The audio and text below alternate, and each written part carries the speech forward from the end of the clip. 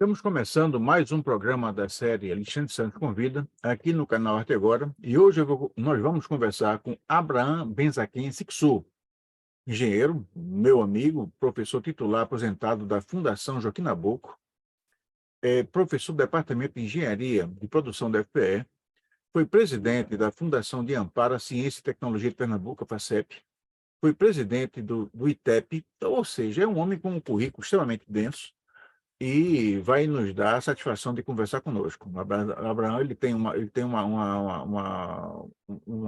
muita história para contar, naturalmente, um homem com a experiência que ele tem, né? Eu devo dizer, Abraão, que conversar com você é uma satisfação muito grande. Eu dizia há poucos instantes para o nosso pessoal que você tem um currículo invejável.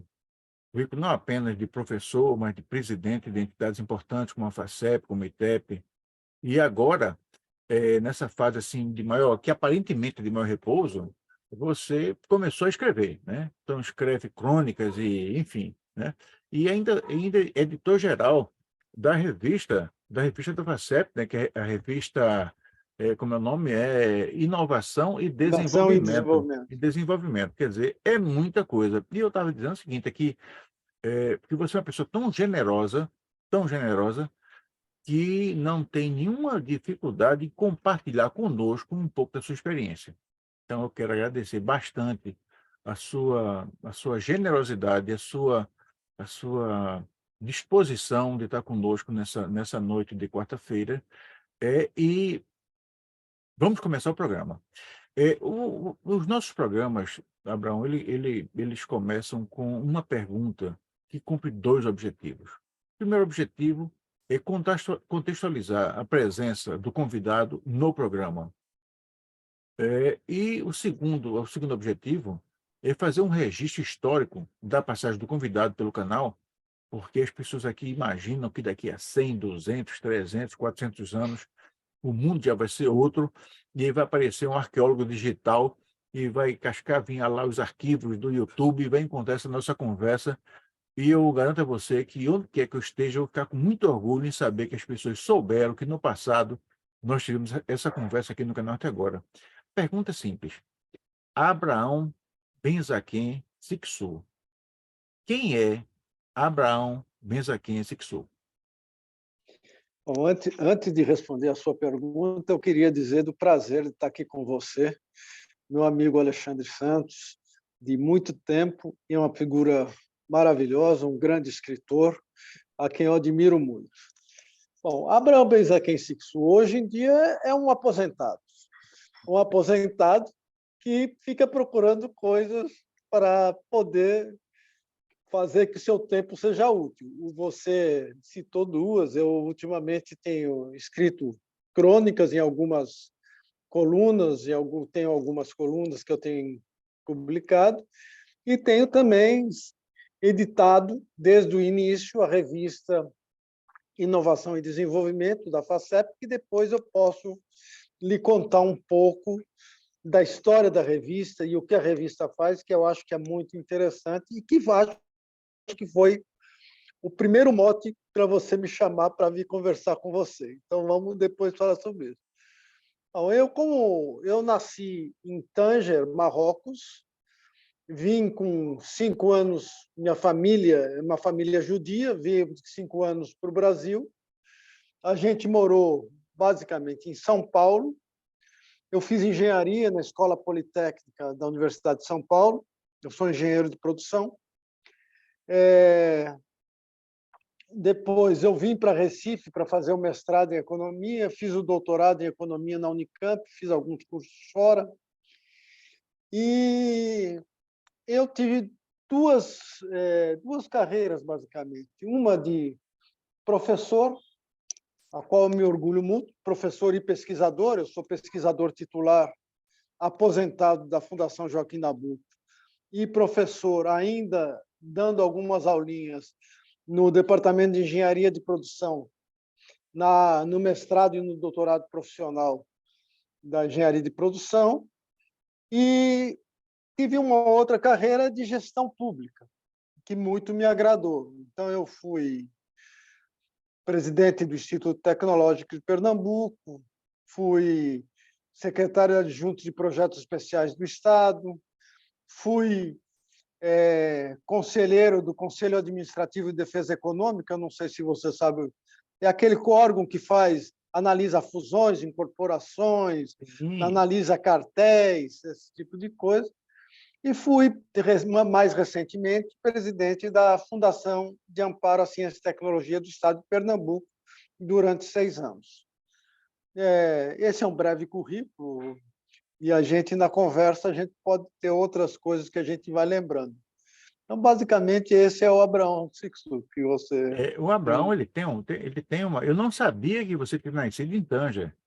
Quer dizer, isso é uma coisa que... Inclusive, o Brasil perdeu do Marrocos lá, eu fiquei triste, mas, mas é a verdade. O último jogo do Brasil foi em Ah, Tanger. pai, que coisa mais... Isso é um negócio... Não, mas é uma coisa... E eu acredito que os jogadores brasileiros deveriam ter prestado uma homenagem a você. Mas, Abraão, me diga uma coisa que a gente... Você tem uma carreira extremamente densa, né? E a gente não vai falar do passado, mas o objetivo não é esse, a gente vai falar do futuro. Mas dessas múltiplas atividades que você desempenhou, existiu alguma que você tenha assim, mais dificuldade, não na devido à função, mas assim, o desafio tivesse sido maior por conta da Olha, amplitude, por conta né? Alexandre, todas as experiências, elas têm as suas dificuldades nos momentos que você as enfrenta. Eu não diria que uma foi mais, outra foi menos, tal, mas são coisas instigantes que te fazem crescer. Eu sempre acho que os desafios te fazem crescer. E a minha vida pública foi uma vida de muitos desafios. Eu tive órgãos em épocas de muita crise, estive na presidência de órgãos em época de muita crise, e você gerir um órgão em crise, em época sem recursos, é uma coisa muito complicada. Tive também uma vida acadêmica que me exigiu muitos desafios para chegar a titular. Então, de certa maneira, eu acho que cada uma delas teve sua especificidade e me agradou muito. Não é algo que me... Eu gosto de enfrentar desafios quando eles aparecem na minha vida. Eu acho uma coisa interessante. O- o- essa, essa, uma coisa que a gente nota no Brasil, em momentos mais, em outros momentos menos, é que a ciência, a cultura, a tecnologia, a arte, elas têm não ocupam um patamar de prioridade que se espera de um país que almeja um local uma posição de destaque entre os demais países. E você fixou a sua atividade justamente na ciência e na tecnologia, né? E, você, em algum desses momentos, você já sentiu algum momento do país que a ciência e a tecnologia tivesse uma posição menos prioridade do que uma situação pior do que nós tivemos nesses últimos 4 anos? Não, realmente o, o descrédito, o terraplanismo que nós enfrentamos nesses últimos 4 anos foi terrível. Você tem razão que cultura, ciência, tecnologia, educação, eles sempre são prioridades no discurso, mas na prática e nos orçamentos elas sempre sofrem muito. Agora, nos últimos 4 anos, nós tivemos uma política de terra arrasada na área de ciência e tecnologia, que é a área que eu mais acompanho e na onde eu tive mais participação. E realmente foi uma época muito ruim. Quer dizer, além de você não ter recursos, além de você não ser prioridade, você era, eu diria, a palavra é pouco forte, mas você era achincalhado, porque falar de ciência e tecnologia era como se falasse de algo que fosse estratosférico, que não tivesse nada a ver com a sociedade. E tudo que acontece na nossa sociedade depende fortemente da ciência e tecnologia. Veja o que a ciência e tecnologia fez, por exemplo, na área de saúde. Nós teríamos tido uma pandemia muito mais arrasante se não houvesse o desenvolvimento das vacinas, se não houvesse todo esse envolvimento que houve que essa área criou. Então, os últimos 4 anos foram terríveis. E eu tenho muita fé, e eu acredito mesmo, que nós vamos recuperar nos próximos anos. Os indícios mostram que ela volta a ser prioridade, não só no discurso, ela volta a ser prioridade com ações práticas. Lembrar que, por exemplo, a expansão de universidades, de institutos de pesquisa que nós tivemos no primeiro e segundo Lula, jamais houve na história do Brasil. E nós vamos voltar a ter. Lembrar que os recursos que foram sempre muito contingenciados, no governo Lula, a gente teve, de certa maneira, esses recursos liberados. Então, foram anos extremamente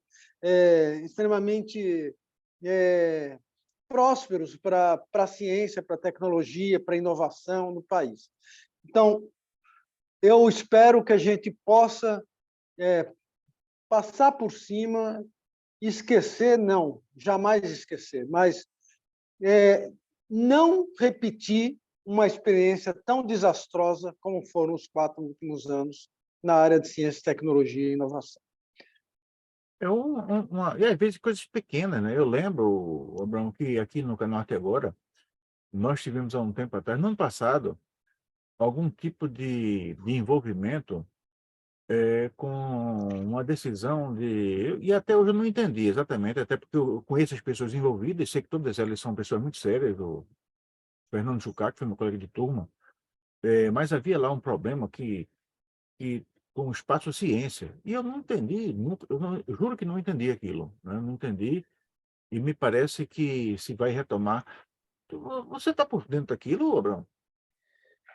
Não, não muito. Foi Quer dizer, alguma coisa. eu tenho acompanhado. O problema ali é o seguinte: nós estamos na era do 4G, nós estamos na era da manufatura 4.0, nós estamos na era em que a questão da internet é fundamental, e a questão da velocidade, e a questão do tratamento de um volume cada vez maior de dados e de imagens passa a ser fundamental. E aí, para isso, a gente estava perdendo espaço, e ainda está, de certa maneira, para o Ceará e para a Bahia, porque no Ceará tem a chegada dos cabos submarinos. Então, era muito importante você puxar os cabos submarinos para Pernambuco, porque aumenta a agilidade, aumenta a conexão com os pontos mais desenvolvidos do mundo e com os grupos mais desenvolvidos do mundo. Acontece que você trazer o cabo submarino só não é solução. Além de trazer o cabo submarino, você tem que ter um mecanismo de processamento e de agilidade que dê a isso viabilidade para as empresas, para as universidades, para as instituições que vão utilizar isso. E esse mecanismo chama-se data center.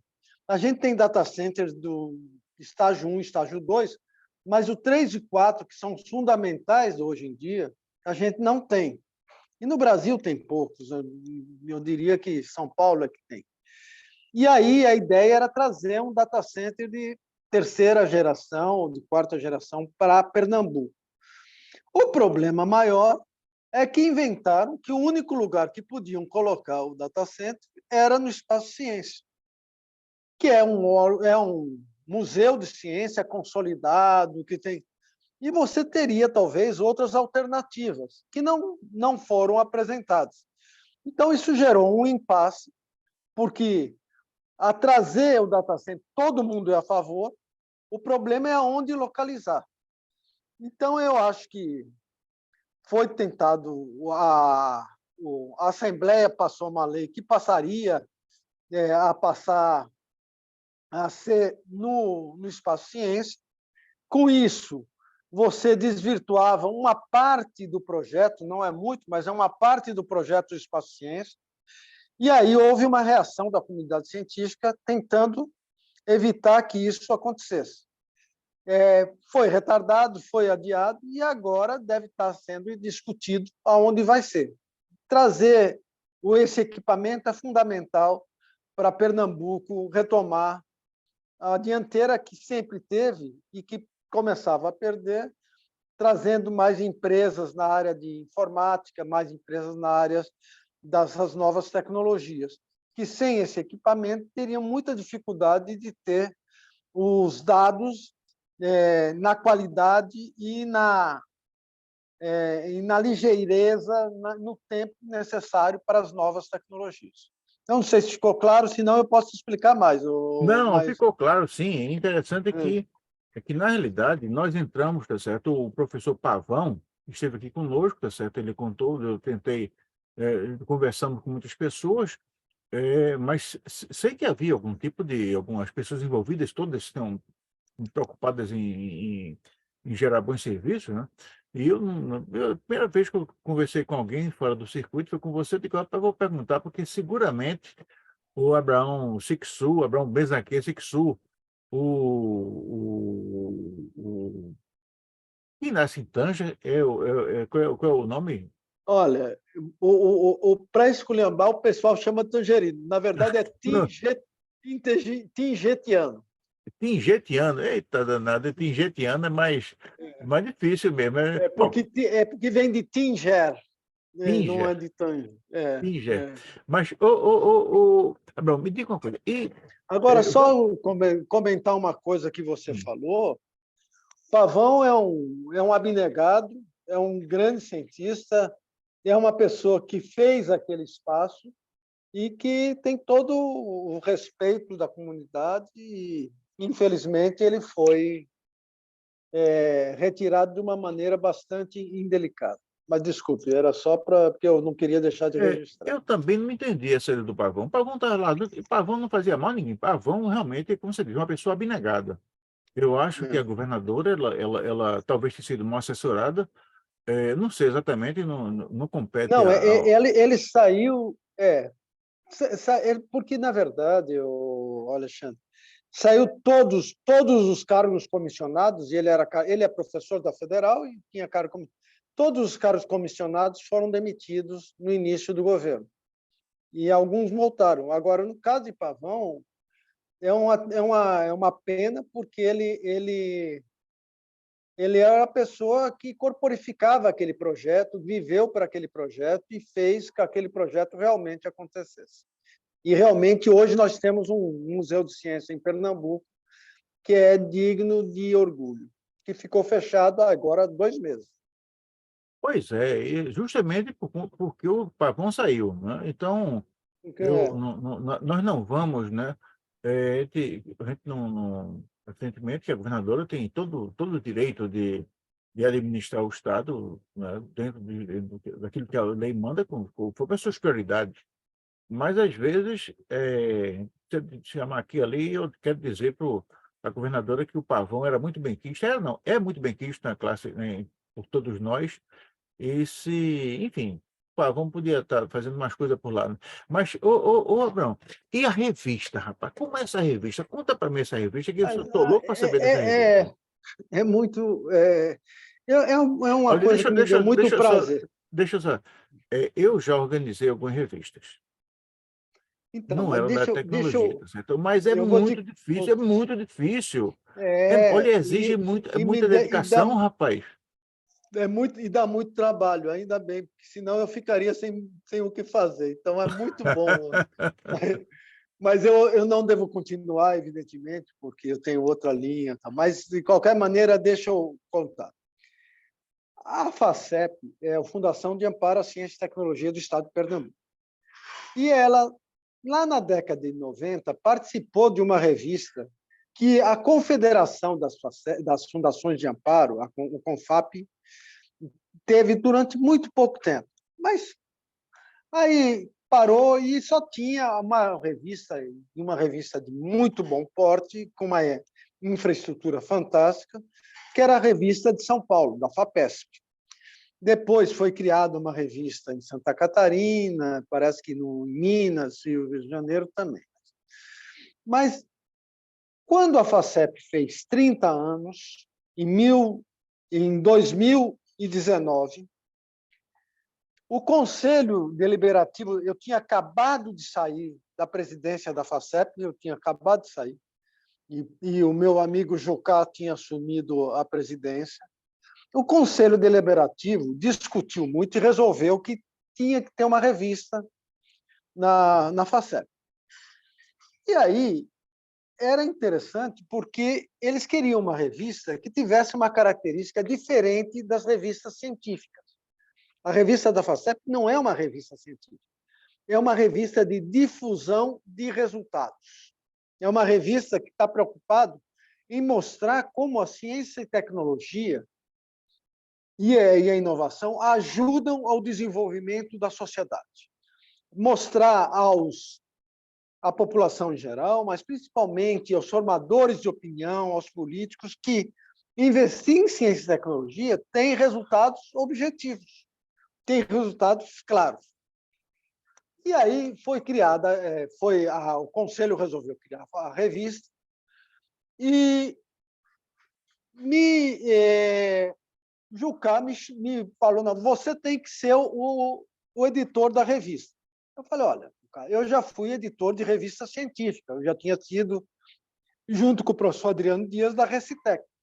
Mas revista de difusão, eu não conheço esse negócio.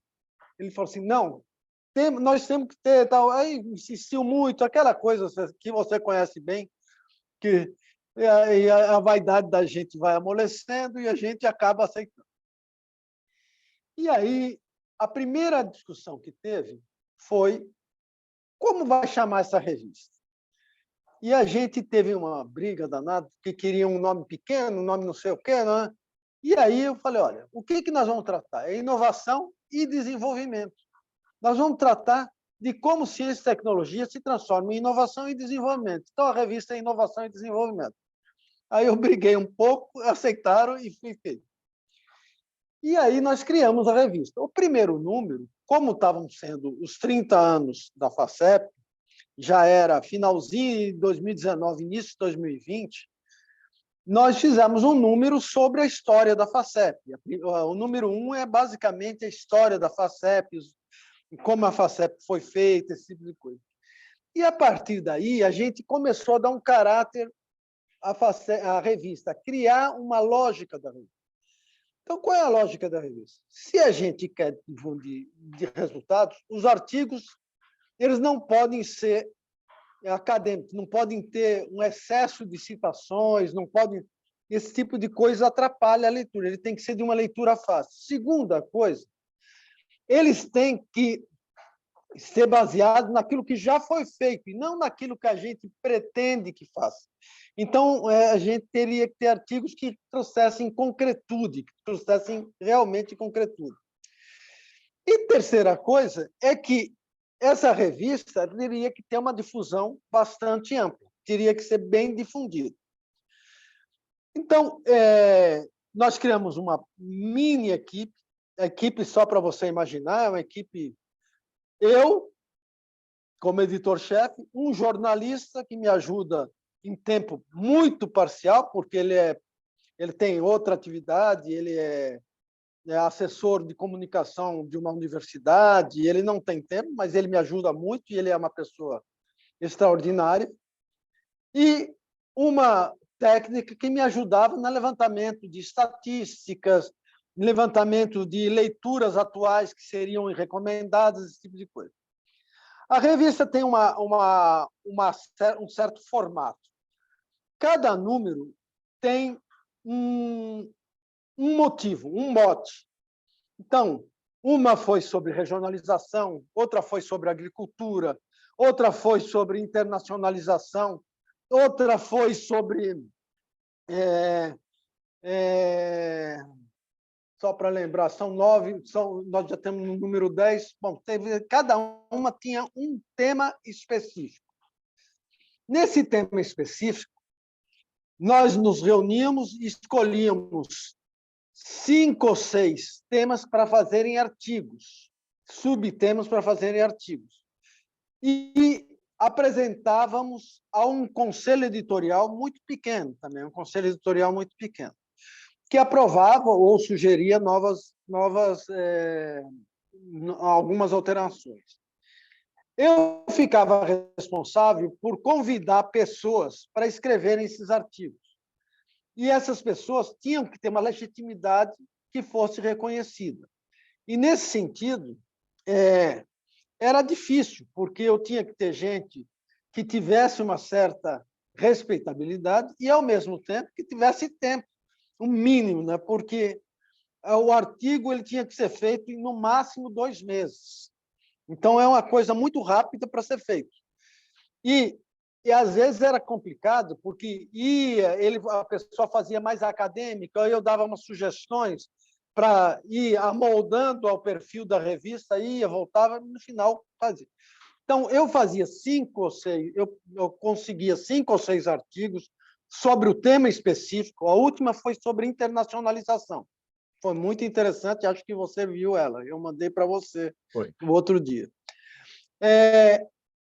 O jornalista fazia uma entrevista com alguma pessoa que fosse relevante para a gente saber, fazia alguma reportagem que fosse necessária, e a nossa colega da Secretaria de Planejamento, ela me ajudava fazendo as estatísticas, levantando o que a FACEP já aplicou naquela área e levantando também artigos e revistas que fossem, ou livros que fossem de interesse para serem lidos pelos leitores. Basicamente, a revista é isso.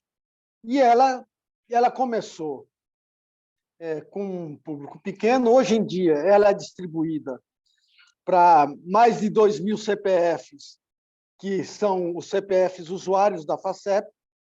Nós mandamos para praticamente todas as pessoas que tenham algum cargo político, eletivo no Estado. Nós mandamos para o Ministério da Ciência e Tecnologia, mandamos para pessoas do CNPq, pessoas da FINEP, pessoas das FAPs congêneres.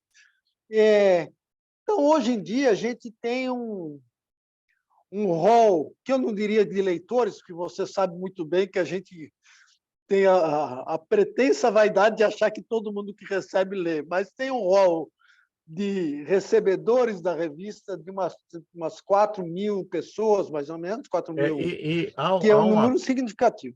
E há uma coisa, viu, Abraão, que a gente, né, nós sabemos, né, que, infelizmente, junto com a revista ou junto com o livro, a gente não dá o tempo para as pessoas lerem, né?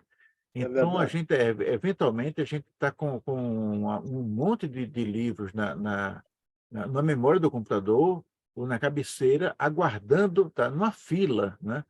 Mas uma coisa que é fundamental... Isso é interessante que você falou.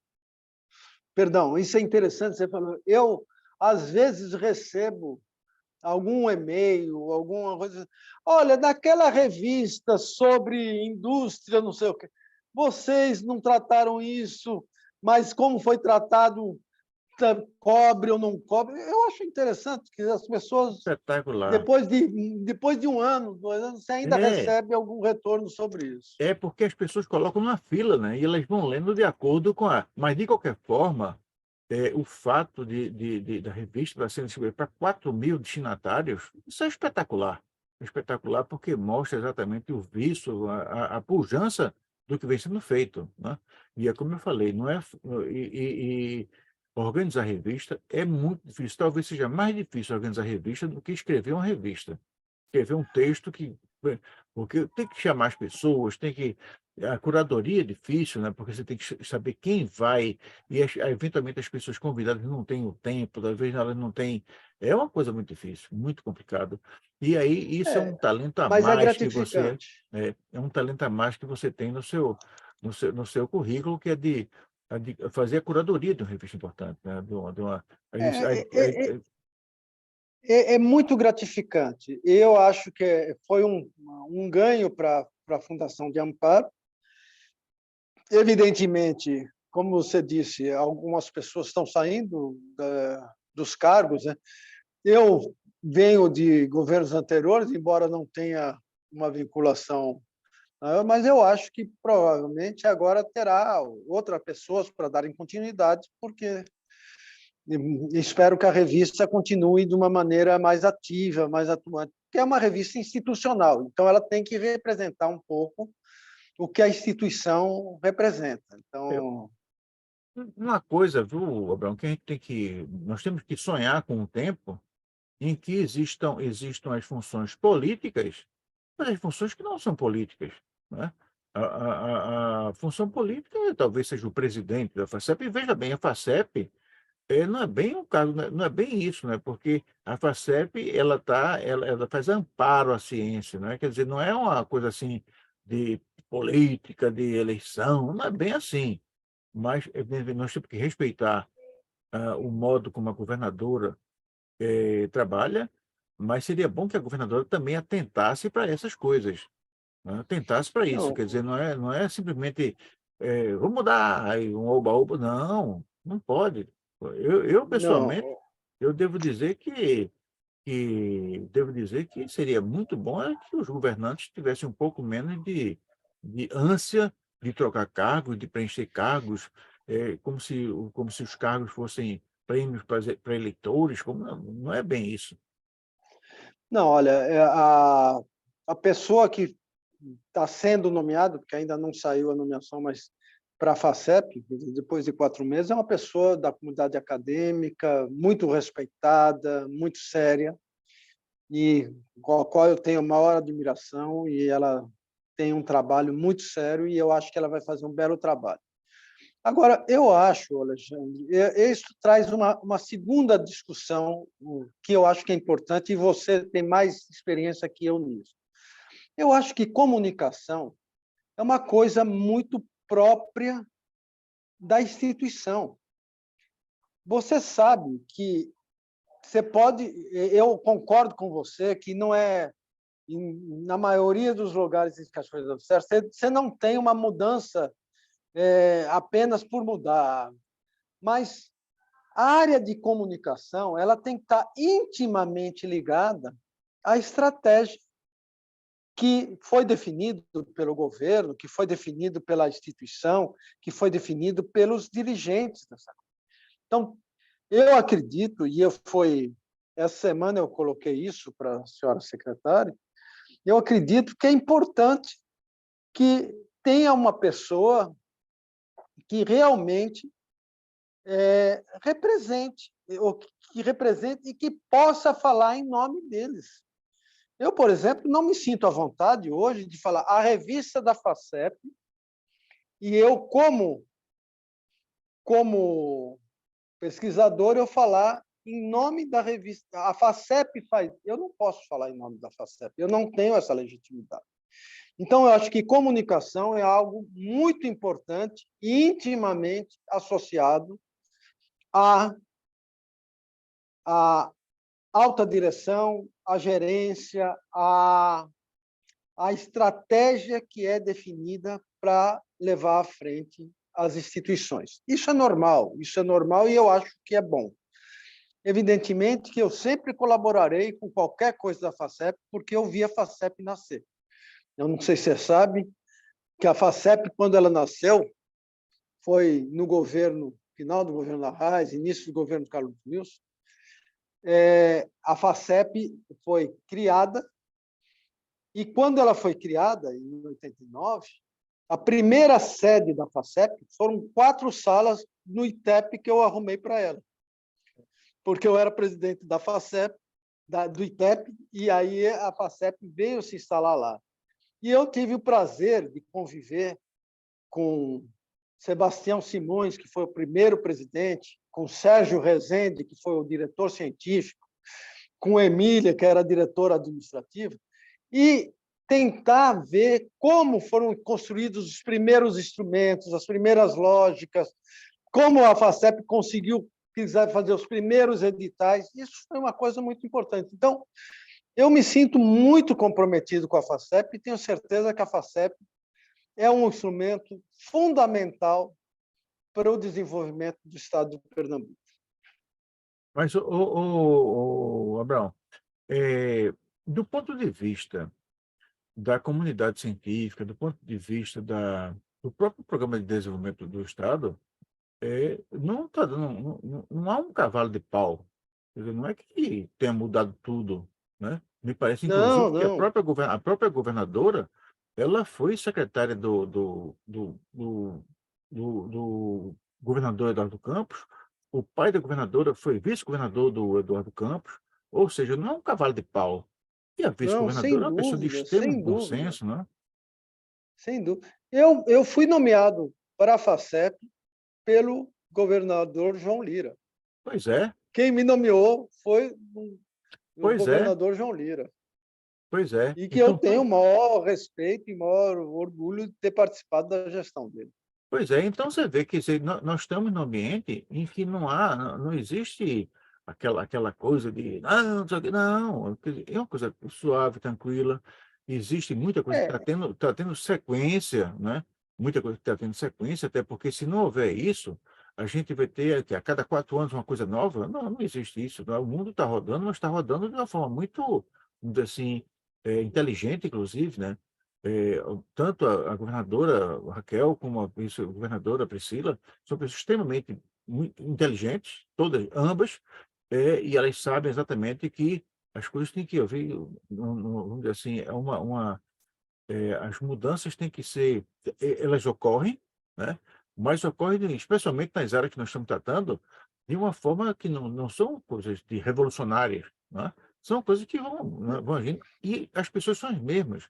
Você vê, por exemplo, que a presidente da FACEP que foi indicada é uma pessoa da sua amizade, do seu respeito, quer dizer, não é ninguém estranho, não é ninguém que vem lá de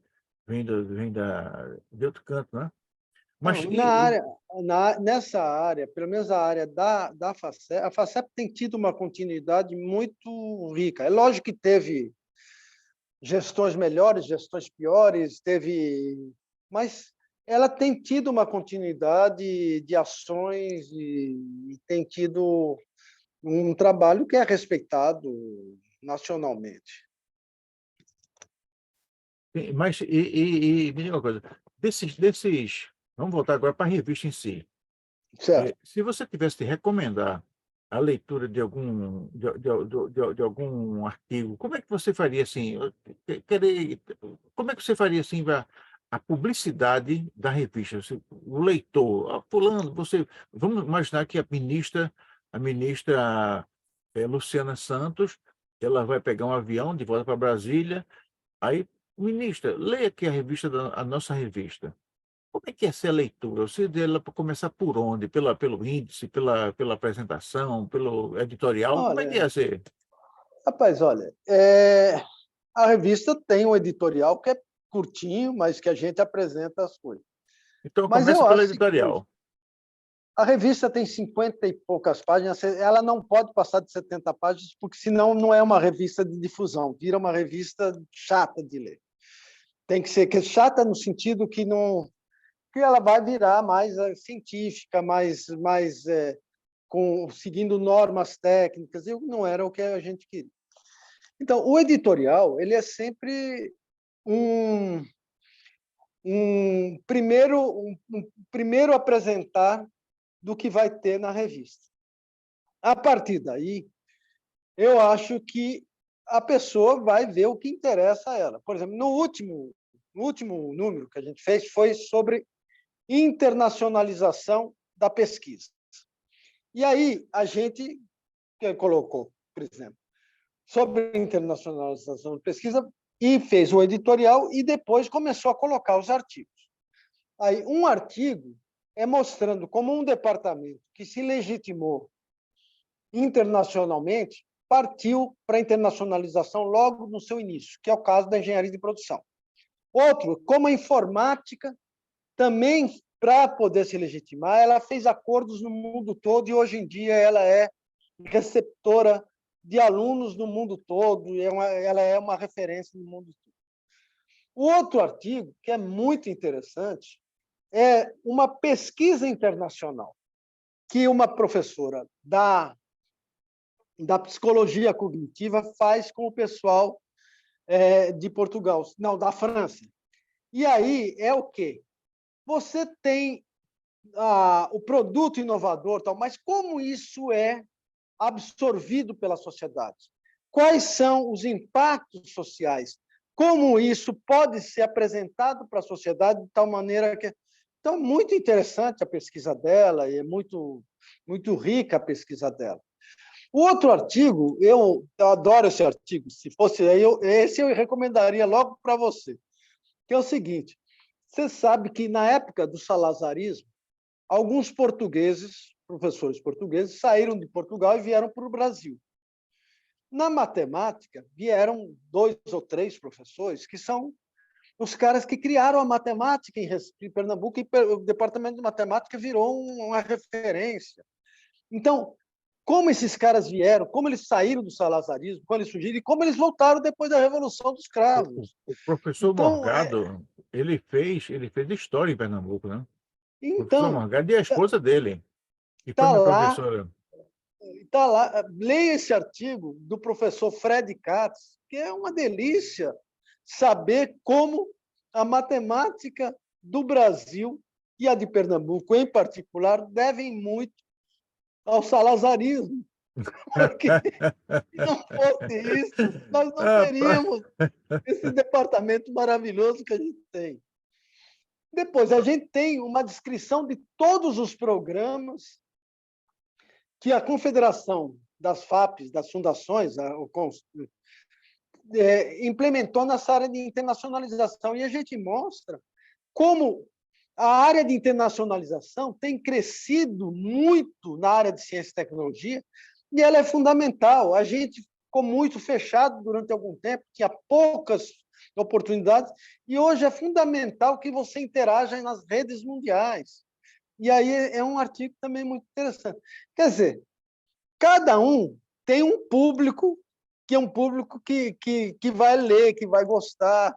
Eu garanto para você que é um não, público que eu tem vou muito a recomendar. aprender. Eu vou recomendar Pode recomendar. esse artigo da matemática em Pernambuco, com os amigos portugueses, que são parceiros nossos aqui no Norte agora.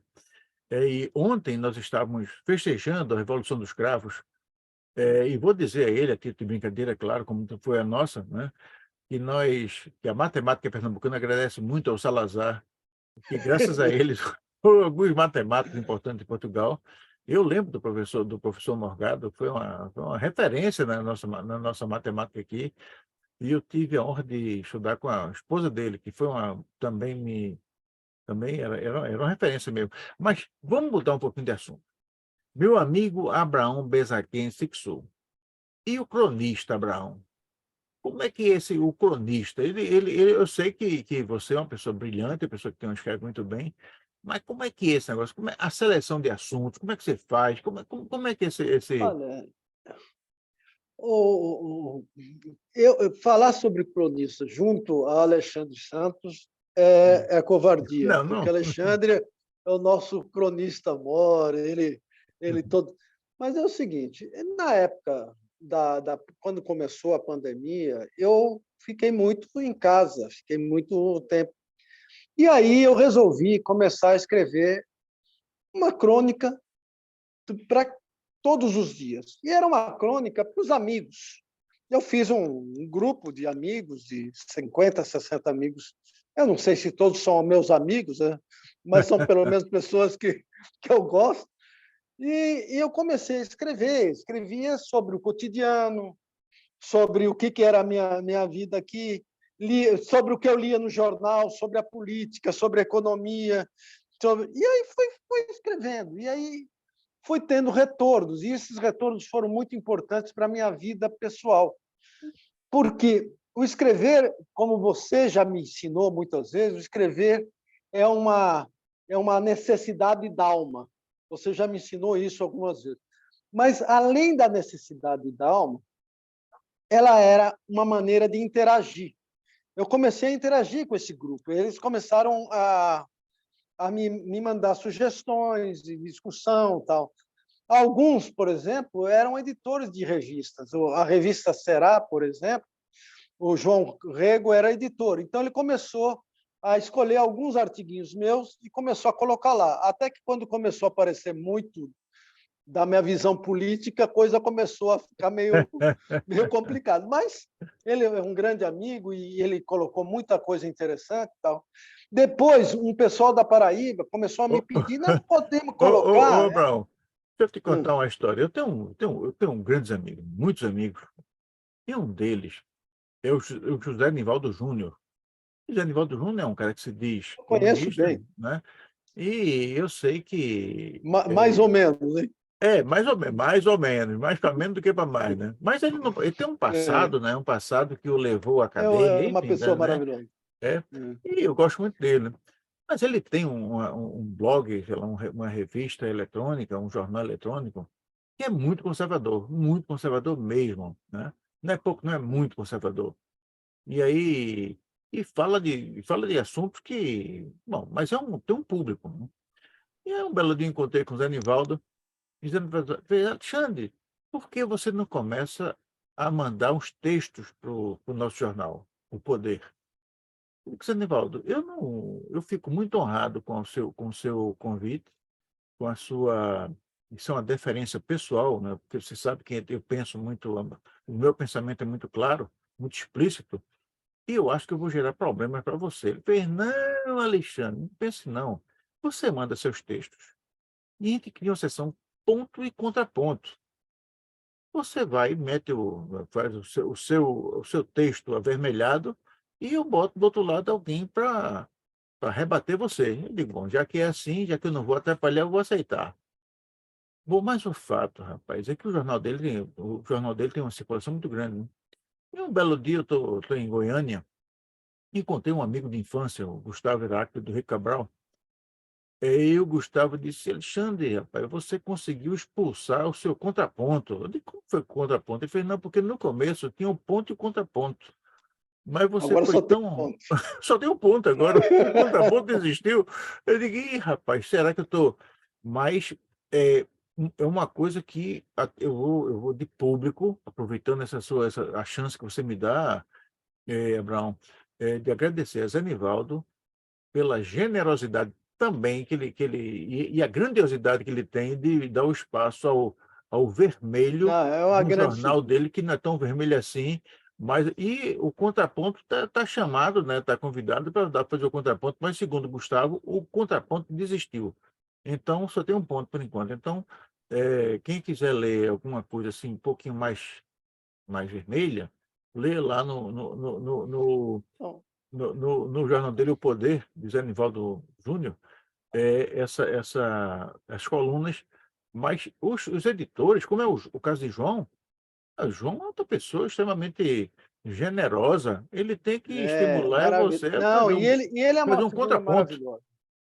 Agora, eu aproveitei, e aí, aproveitando a sua colocação, eu tenho muitos amigos que são do PCdoB. Eu não sou do PCdoB e não serei, por uma série de críticas. Mas eles têm uma revista eletrônica que é muito interessante, que chama Vermelho, é um jornal eletrônico. Uhum. E aí eles me pediram para ter uma coluna lá. E hoje em É dia eu tenho coisa uma boa, coluna lá. Eu tenho uma coluna lá onde eu coloco as minhas crônicas mais ligadas à economia, mais ligadas à política, eu coloco ali. Mas coisa é boa. basicamente isso. Então, é o seguinte, então, quem quiser ler uma coisa boa, pode ler o Vermelho. O Vermelho é uma publicação do PCdoB, que é um grande partido, exemplo de Abraham Benzaquim Sixu, eu também jamais, nunca digo jamais, né? Mas eu não sou afiliado ao Partido Comunista do Brasil. Acho que é um bom partido, é um grande partido, pessoas muito sérias. Sem dúvida, sem Mas eu dúvida. também, a exemplo do Abraham Benzaquim Sixu, também não penso em me filiar ao PCdoB. Mas uma coisa é certa, o, a revista eletrônica do PCdoB, o Vermelho, conta com textos maravilhosos, e se alguém tinha dúvida disso, deixa de ter agora, porque tem textos escritos pelo Abraão Sixu, e eu garanto que são textos muito bons, e são textos elucidativos, que conseguem elevar o patamar e o sentimento crítico das Não, pessoas. não, lá tem gente da melhor qualidade escrevendo. Paulo Nogueira Batista Júnior, Elias Jabur, são pessoas de um nível muito interessante, e vale a pena ler, vale a pena ler. Mas, É isso, meu querido Abraão, Alexandre. e me diz uma coisa, e os assuntos que você escreve lá são todos na área de economia? Ou são... Não, é a maioria, lá é economia e política. Eu deixo as coisas do dia a dia, as coisas do cotidiano mais para o meu blog, com os meus não é blog, com minha lista de É a sua 60 turma? amigos, 70, com a minha turma para discutir e conversar. Mas lá é mais a parte de economia e política, como é também na revista Será e como é também na Será também sai alguma coisa de cultura, saiu algumas coisas de algumas leituras que eu fiz, alguma coisa assim. E também na Paraíba também saem algumas coisas mais específicas da área de economia. Eu não, da área de ciência e tecnologia, tá? Não é nem economia. Bom, eu conversei com Abraão Benzaquim Sixu, esse belíssimo engenheiro, esse homem público, professor, com a experiência de vida grande e que nos deu a chance de compartilhar alguns momentos desses conosco. Quem quiser ler coisas boas, leiam lá na Vermelho ou na revista do João, no blog do João, que também é muito bom. E a gente vai. Bom, eu falo que você está em casa. Se você ainda não é inscrito no canal até agora, por favor, se inscreva. Existe uma tecla digital, você clica na tecla e a gente manda uma mensagem ao mundo de que nós acreditamos que através da arte, da cultura, da ciência, da tecnologia, do respeito à pessoa humana, do respeito ao meio ambiente e de muito boa vontade, a gente pode construir um mundo melhor para todos. O mundo que não é bom para todos não vale muito a pena. E vamos ouvir agora as despedidas de Abraão Benzaquim Sixu, que nos deu a satisfação de ouvir a experiência de um grande homem que tem dado muito de si para que a qualidade e o bem-estar das pessoas melhore. Brão, palavra tua. Bom, eu acho que eu vou terminar como comecei. Eu quero agradecer muito a oportunidade que você me deu de conversar, de encontrar você, encontrar o seu público, e esse canal que é muito interessante, em que você, hoje em dia, não é um canal do local, é um canal do mundo, não. O Arte agora é um canal do mundo, com programas locais, nacionais do Mercosul, nacionais com Portugal. E para mim foi uma grande oportunidade de falar descontraidamente. Não sei se eu falei alguma coisa que não agradou, tal, mas eu falei de coração aquilo que me veio nesse momento. Muito obrigado, Alexandre, e muito sucesso a você, que você é uma pessoa importantíssima na cultura pernambucana. Um grande abraço.